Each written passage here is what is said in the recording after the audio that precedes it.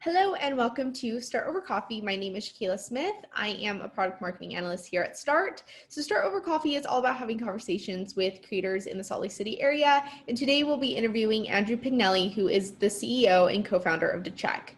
Decheque is a platform that makes it easy for individuals to invest in hedge funds. And in this episode, we'll be discussing the beginnings of Decheque and where they're going. So hi, Andrew. How are you? Well, how about you, Shaquila? Good. So tell me a little bit about Decheque. Tell me a little bit about your story and what brought you here today. Yeah, so I probably have one of the least sexy companies in Salt Lake, aside from maybe, the guys working on trash collection and stuff like that. But whenever I try to explain it to somebody, it's like, okay, here we go. I'm gonna make myself look like the most interesting person in the world. But we are building this marketplace for private investment funds and investors on the other side. So there's a lot of stuff in the private finance industry and the sort of private investment industry that's super relationship based, super old school, pick up the phone, get on a phone call, and then go to golf with your buddy's dad, right? And we're trying to change that. We're trying to move it online. We're trying to kind of do what Lemonade did for insurance, but with private funds. So that's kind of a good comparison there. Cool. So what got you started? What made you passionate about this? Because you said it's not sexy, but what made you passionate about it, or what made you interested? Yeah. So a couple years back, I started trading stocks instead of getting a real job in high school. Ended up doing pretty well at it. Could have also been a right time, right place kind of thing. But I did that for a couple years, found this really good passion for finance and sort of draw towards working in the finance area. I really like the culture. Some people hate it, but I like the culture and got into that. And I ran into this community of folks that was into trading like myself, and they were pretty financially minded and pretty good at it. And I noticed a couple of them ran these little tiny what are known as hedge funds, where you give a guy your money and he trades it for you. He takes a portions of the profits and gives some to you as well. And they were complaining about raising money, and but they were getting really good results. Like the average return on the S&P is like 9% a year, and this guy was doing like 40 or something percent a year. And I'm like, well, why can't you raise money? What's the problem there?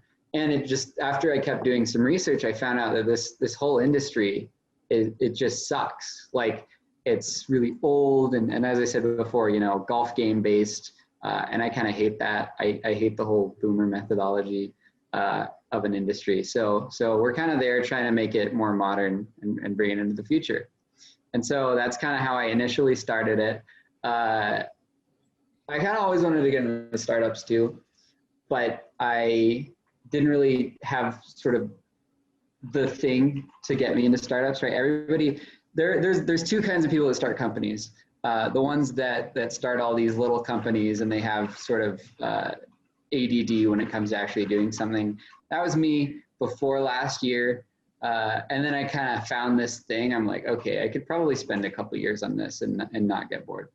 So then I just decided to do it. And I thought that I had the sufficient network to raise money to do it right off the bat. Turns out that's never the case. Took me a while to raise the money to get it very, very sort of in the MVP stage. In this industry, everything kind of sucks for that, very expensive. So it took me about a year of sort of stumbling around with nothing but a pitch deck. And I remember I made some wireframes, which are just like screens for an initial prototype. And I ended up being able to convince some people to let me pitch to them. And then I would go into the pitch and realize that I wasn't necessarily prepared for it. So I remember there's one in like summer of 2019. So to give you a timeline, sorry, I should have done that in the beginning. Totally. I sort of got into it, and I fixated on this idea in 2019, in March of 2019 is when I sort of got the idea for it, and I started to think, okay, we can make some changes here. We can improve this. And then I went through a couple of months of doing nothing except, really big starry eyes, thinking, okay, I can change the world. I'm going to make $1 billion. You know how it goes. And then I started thinking, okay, I've got to actually do this. I got to go to some pitches and talk to folks about this. And then I talked to some folks about it, and it was a mixed response. I learned I had to learn more before anybody would fund me. Stumbled for a couple more months, and I ended up putting a bunch of personal money into it in like November of 2019. And I actually had one co-founder initially that I fired because he wasn't good enough. I partnered with this co-founder guy. He didn't have the same vision as me. I ended up firing him. Then I put some personal money into it. And finally, in December of 2019, we found some people that actually kind of believed in us, raised a little family friends round. And then that was kind of the birth of the company, was in November, December of 2019, when things actually started happening. And after that, we moved into this house. And actually start building things. So yeah. Okay. So rewinding to 2019, what's the difference between like being, a college student in this different environment? Everyone's now shifting environments, but what's the change for you in being in the house that you're in now? So with the people too, I guess. Yeah. So what's interesting is in terms of sort of how life goes, either socially or, how you're interacting with people, what your environment looks like, it's different for everybody this year as it was last year. Yeah. So, I get to work from home every day, but also our offices are the home. And we actually have, people come in and work here in my house. So I'm working from home, but they're working in the office. It's, kind of crazy sometimes, but for a while I was doing this out of my college dorm room, and made a lot of progress on the idea and the business model and things like that in a college dorm room on my computer at 2 a.m, every night. And it's kind of different, because before you have a place to do business and before you have a sort of thing like that, before anything feels real and you're still in a college dorm room, there's no legitimacy to it. So if I went up to somebody and I said, yeah, I have a company, when I'm being honest, I didn't really have a company, an idea. So it didn't feel real, and nothing felt like, I couldn't go up to somebody and say, I am Andrew and my company is Decheque. I would go up to them and say, I am Andrew and I am a student at the University of Utah, right? So it was a very different experience. It was very, very odd that way. Just the way that you would, because you were on campus in your dorm, and so you identified as being a student, and now that you're officially at like a home where you're working and hanging out, it's a whole different atmosphere. Yeah, and I actually remember this conversation I had with my parents about a year ago. Not a year ago, more like 9 months ago or something like that, where after I had moved into this house, we moved in December, and I was like, okay, Mom, Dad, when you introduce me to somebody, you don't introduce me as a student at the University of Utah anymore. You now introduce me as this guy with a company. And it's I don't know, I kind of remember having to sort of correct him a couple of times, because if you're like, let's say my parents know someone in finance and they go up to him and introduce me as a college student, that doesn't really help me in the business sense at all, right? And I guess until a certain point, it looks bad to say that I have a company when I really don't. but it kind of changed over the course of this year from being like sort of kind of due to, okay, maybe I kind of can be called this now, to definitely this is all I'm doing every day long, you know? And it's been an interesting progression. You don't really see the progression as it's happening. You just kind of look back and say, okay, things were different before than they are now. And when people call me, I can say, yeah, this is my email address. You know, another kind of progression is that using my Decheque email for almost everything I do all day long versus it used to be my personal email all day long. And my Decheque email was like, it was like a little cherry on top whenever I emailed somebody on occasion. You know, I wasn't sending out a bunch of emails every day to people who were 100% talking to me because of my business. It's talking to people who know me, and then, oh, it could be my business, but so that's another thing.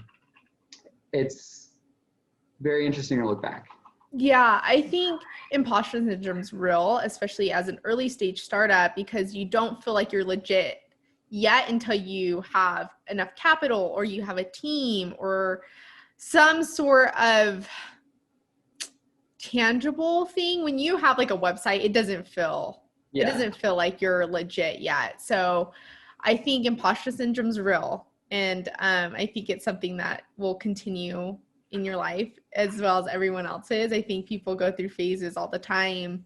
What are some ways, I guess, right now that you combat that imposter syndrome? Do you feel like you breathe and like live this whole world of Decheque and the startup world that you don't feel that anymore? Or is it still happening every so often? So it never really goes away. Yeah. I think everybody will tell you that, right? I mean, okay, so right now we are sort of halfway through closing this fundraising round, and it'll be like, okay, it'll be legit once we close the fundraising round. But after that, I'm going to say, okay, it's going to be legit once we, you know, move into launch in January. And then after that, it'll be, okay, well, we need offices now that aren't a house. It will only feel real if we have offices. And it, you know, goes forward and forward until you IPO or you run out of money. And you know, hopefully not that way. Hopefully you're not running out of money. It's not, right? Yeah. And you never really reach that conclusion until one thing happens or another, at least in the startup world, you know, like of course, there's a huge gray area where, okay, do you have an end goal of an exit, or do you want to keep running the company and you haven't really thought about an exit yet? And I think when you have a specific target of an exit, you can think at least, okay, I have one goal, I'm going to get there. But if you don't, then it becomes much more nuanced and say, okay, is the company real yet? And so yeah, I don't think it really goes away. Feels less, I don't know, it feels like I don't have to prove as much anymore, but I still have a lot to prove. And I don't think I'm ever going to go lose my imposter syndrome, or I think anybody at this stage of a company would lose their imposter syndrome until then. So. Yeah, I have a question kind of moving forward with your company. You spoke a little bit about the stages. What do you foresee in 5 years for Decheque? Like, what's your vision? What's your goal? That's it. Well, 5 years is an interesting timeline, actually. Yeah. We just looked at that like a couple days ago. We had a competitor who was at like 70 employees or whatever. They launched in 2015 and they were just acquired for like 200 million. So, and that's a 5-year timeline, right? And so we're talking amongst ourselves in here and we're like, yeah, this is what our 5-year timeline could look like. You know, we could get acquired at that point, maybe even move faster. If our solution looks like the way it does, we should be able to have that sort of level of a company then. I don't really want to be in Salt Lake. Well, see, the thing is, there's a couple things about Salt Lake. Number one, I'm not a fan of the weather. It gets really hot in the summer, or snow in the winter. So at some point I want to move, or I'm gonna open a second office somewhere, but it's also like super cheap to start a company here versus the Bay Area. You know, like we're going to get office space next year for like $2,000 a month, which is dirt cheap, you know, for I think 15 people. That's like not that much, right? Versus Bay Area, that would be $10,000 a month. Yeah. And we would have to raise more money. So, I think 5 years from now, very, very interesting looking. It's hard to project that far in the future, but ideally we're starting to look at getting an exit at that point, have a bunch of employees. I'm the kind of person that wants to go on to start more companies like that. Maybe even it's way easier to get funded for your second startup than your first, if your first one didn't go bankrupt. Yeah, depending on how successful it was, right? Because at that point you're proven, sort of, and people will give you money for essentially just an idea, right?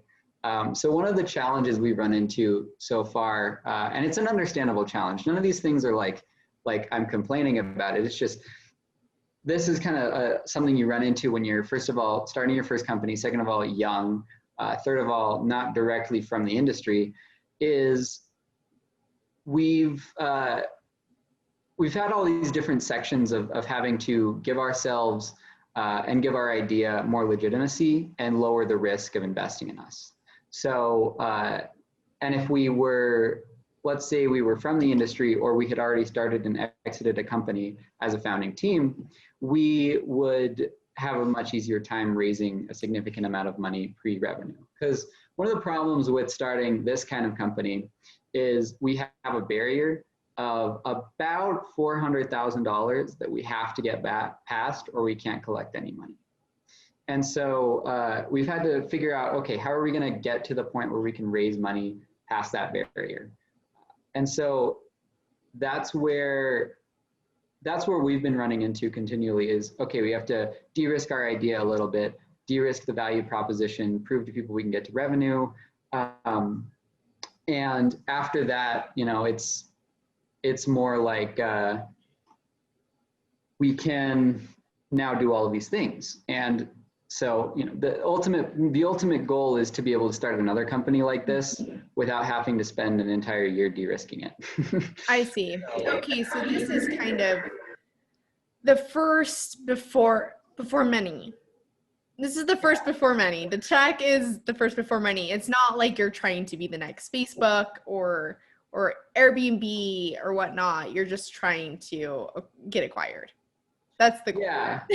And what everybody asks, when you're pitching to a legit investor, they say, okay, well, what's your exit strategy? Do you want to become profitable and then pay your investor dividends? Do you want to IPO, or do you want to exit? You've got three options. And I'm not really a fan of the first one because that's a really long time scale. I think we can be profitable very quickly, but if you want to pay back your investors, you don't get any valuation multiples. So if you exit, somebody can buy your company at 20 times the revenue you make every year, right? But if you're paying dividends for your existing investors and shareholders, you don't get that. So that's number one option is out the door. Number two, IPO. That's actually something we thought about and probably still target at this point. It's impossible to tell, but we won't know if we're ready to IPO. You can't really IPO unless you're worth 500 million or more. And we won't know until we're worth 500 million or more. So if I get to that point, I'll give you a call. Okay. Everything below that is acquisition. And so, it's just kind of conservative projections there. Absolutely. With your vision, is that a transparent thing in your culture and in Decheque, in the team? Everyone knows where they're going all the time. Being so young, how do you manage all of that? Yeah, so everybody who works for me, I think except for one person, is older than me. So we have our compliance team that are all in their 40s, 50s, something like that. We got 4 people over there. And that's an interesting dynamic. I've never actually noticed a sort of, I don't want to say disrespect, but not having the ability to talk like a peer they've always been very respectful of that. And I don't know exactly what the case is there and why that's the case, but that's been my experience thus far. Everybody in the office culture, you know, who is in Salt Lake, they've been super good about that as well. And we've been able to form this really nice culture here ourselves. I can't exactly explain what it is. You know, culture is like banter, you know, when you're not actually solving problems, how you solve problems, you know, on call versus not on call, in the office versus not in the office. I think we've been able to make a pretty cool laid back culture. And that's probably exactly because we're super young.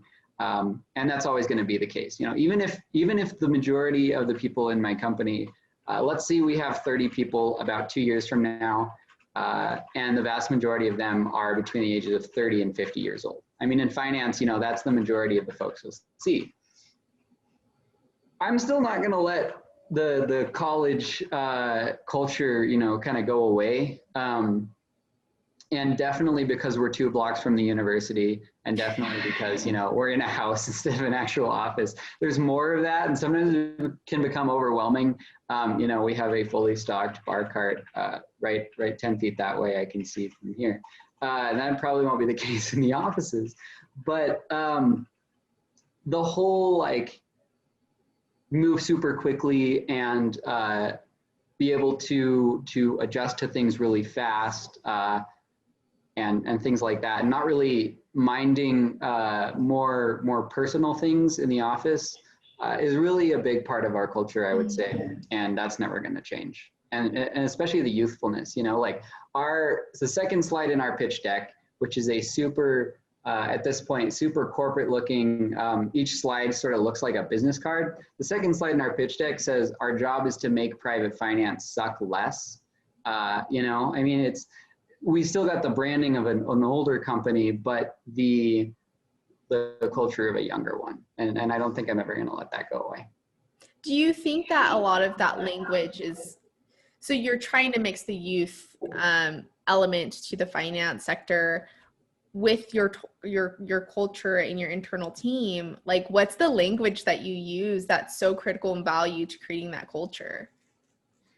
Well, I think there's a couple of things. Number one is this idea of us versus them. So you'll notice nowadays some of the strongest cultures and some of the strongest groups are made with an us versus them idea.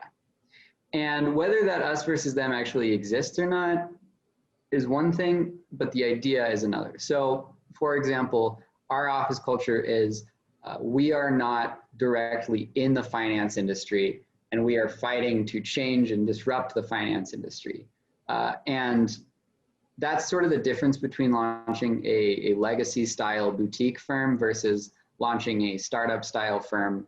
Is we are not here to make friends that we go out to dinner with every week. You know, I'm not here to sip cocktails while I try to get you to invest in this fund. I'm here to get shit done, and I don't really care if some people are offended by it or if some people are scared by it. We're gonna solve these problems, and we're not gonna ask permission, you know. And if you go up to people in an office culture, especially in finance, where a lot of folks hate the legacy and hate the establishment of finance, and hate these bureaucratic, slow-moving office cultures, they're super open to it, and they say, "Yeah, I'm willing to work with a company that their entire goal is to change things instead of make a bunch of money." You know, I mean, and of course, if we change things and make a bunch of money along the way, I'm not opposed to that. But if we came into this from the idea of making a bunch of money instead of improving these processes and us versus them in the finance industry, then that changes the culture a lot. Sort of another thing we talk about is making it a pretty laid back culture as well. I mean, we all, like Alex, CTO, he works, like, I would say at least 10 hours a day, sometimes even more. He was here for 12 hours 2 days ago. and then Nate and I both work a bunch too, you know, but at the same time, if one of us is hanging out, you know, and taking like an hour-long break or something, nobody is going to say, what the hell are you doing, you know, at the office? Why is there no spreadsheet up on your screen? You know, not a single time is that going to be mentioned. I mean, sometimes we'll make fun of each other for, you know, whatever we're at, right? Yeah. But it's also that way. And if somebody doesn't come into the office a certain day, it's never going to be like, why weren't you in the office? It's like, okay, well, you know, they probably had some conflict and they can come by. So that's another thing. I'm never going to hound people for looking a little bit more casual in the office than normal either. I also won't let anybody wear ties. There will never be a tie in my office unless it's literally a lawyer or an accountant. All right. That's a rule that I've got in my head that I won't allow, you know. So there's a couple of specifics. I love that. No, I think that's important. And the language in which you're in culture, which you're implementing with your team, it seems as though you have a lot of trust. And trust, I mean, in building a startup is huge, especially with your starting team. So I think that's great. Yeah, and you don't want to. There is a balance between trust and accountability, right? I mean, you know, it's something that you have to make sure you have both of. So, for example, like, I go up to Nate and I say, look, you can do whatever the hell you want. I just need this many clients by this date, and you know, he'll be able to get them to me, and then we're never gonna have a problem unless that's the case, right? And so if that's that's what's going on, then there's no problem there. We can have a super trusting, super laid back culture. And so far that has never really run into issues. It's going to be something that's going to probably be a challenge to balance as we're hiring and expanding pretty quickly. And we might end up swaying in one direction or the other, and then we'll have to bring it back to the middle, you know. That's how it is with anything culture-wise or hiring-wise or while you're scaling, right? I mean, you can never scale perfectly. So you have to solve these problems as you get there. And I honestly don't think it's going to be any sort of issue for a while. Yeah, that's great. What are your plans for the rest of 2020 with Decheque? So it's becoming quite a fast-moving year for us. Yeah. I mean, at the beginning of the year, we thought, okay, we're gonna launch this beta. We didn't really think past that yet. I mean, we kind of had ideas, right? We said, okay, we're going to launch this beta, then we're going to launch our full version. We didn't exactly figure out how until we launched the beta. And then we realized, okay, a bunch of people are going to sign up for this. This isn't going to be a problem. When we launched the beta, and then we had to start thinking, okay, what are we going to do the rest of the year? How are we going to line this up? And then, of course, COVID hit, and for the entire month of April, almost no investors were writing checks to anybody. So if you look at the data, there's a huge dip in deal flow checks and actual closing of fundraising deals. And since the model is so dependent upon fundraising, that became, okay, what is it that we can do with very little resources until we can raise more money, sort of into the end of the summer. And that's what we ended up there. We kind of just sat down. At that point, it was just Nate and I. And we sat down. We were like, okay, we have to hire this guy, CTO. Then we have to figure out how we can use interns, which is a really good idea, by the way. It works super well. I love our interns. And then get into this launch. And we ended up figuring out, okay, we wanted to originally launch in November. We found out regulatory timelines added a couple months to that. So January is our new launch date. And before that, we sort of have all this stuff we have to line up. So our demo comes out November 1st, which is really fun. We're literally spending all day product development, business development for partners that will be using in the product, and regulatory development, talking to our compliance team and figuring out, okay, how are we not going to get railed by the government for this, right? And so it's just a combination of those things until we get to the date where we have a demo. We've got a new website coming out around that date as well. And then after that, we're going to start lining up a bunch of clients. We have people just very eager to talk with us. But of course, nobody wants to hear about your technology unless you can show them a demo. So we're waiting for that. Then we're going to start lining up a bunch of clients. Then in January is when we soft launch to our fund side, hedge funds, private equity, real estate. And then late January is when we launch to everybody and potentially start collecting revenue. So that should be super fun. Nobody in finance works in December, but we're going to be, spending the entire month trying to get them on the phone and figuring out, okay, which one of them is in the Bahamas, which one of them is in New York, So that'll be a fun month for us. And yeah, it's just constant. I mean, it really is. That's awesome. No, I'm excited for you and I look forward to seeing your launch. So I'll definitely keep updated. Yeah, so Andrew, thanks for coming on and talking about Decheque a little bit. I really appreciate your time. Yeah, thanks for having me. This has been fun. Awesome, thanks. If you'd like to learn more about Decheque, visit decheque.com. To learn more about START, visit STRT.com.